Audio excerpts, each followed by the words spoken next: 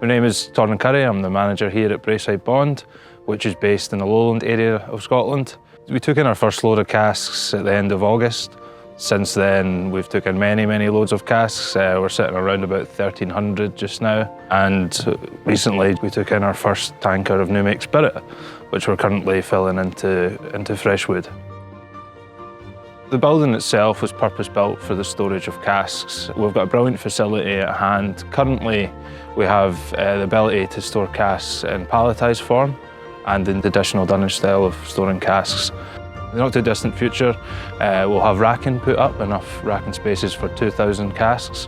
From there, we'll build on there until we can rack out a full warehouse, which would be around about 8,000 casks. So Braeside Bond, we're going to be able to offer quick turnarounds in terms of samples. We're going to be doing regauges on every cask that comes into the warehouse to get the customer the information on how much alcohol is left in their cask. And also we're allowing customers to come visit their cask on site, spend time with the operations team and most importantly taste their cask. So regauging is the process in which we measure how much alcohol is left in the cask.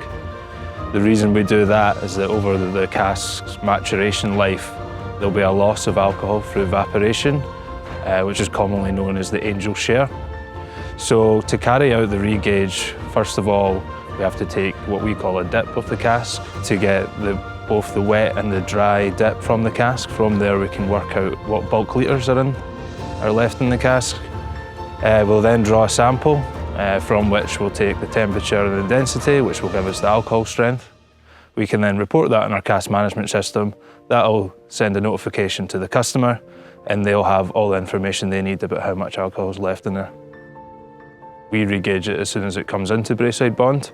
And as you get older, you're wanting more frequent regauges, especially as the ABV begins to drop, because if you drop below 40% ABV, it's not classed as Scotch whisky anymore.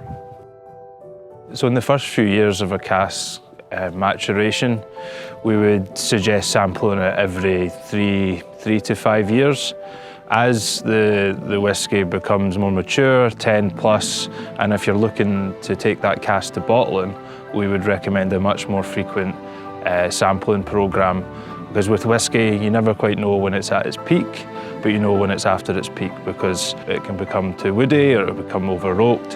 When you take the sample and you think it's tasting great, that's when you go to bottling. Don't wait. If a customer receives their sample and they feel that their cask is maybe lacking in the current cask that it's currently in, and we can offer re-racking services here, and to any cask you would like, we'll source it for you, we'll re-rack it for you, and hopefully the next time you take a sample, the whisky will be better suited to your palate.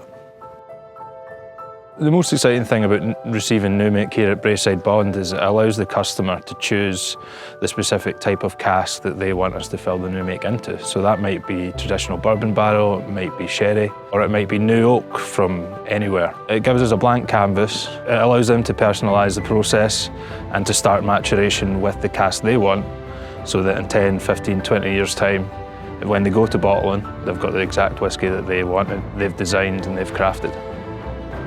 To be part of the whisky industry is such an amazing industry. For a Scotsman, it makes me incredibly proud. Coming here every day, which is great. You get surrounded by amazing whiskies and to work with a great team. Yeah, it's extremely fulfilling.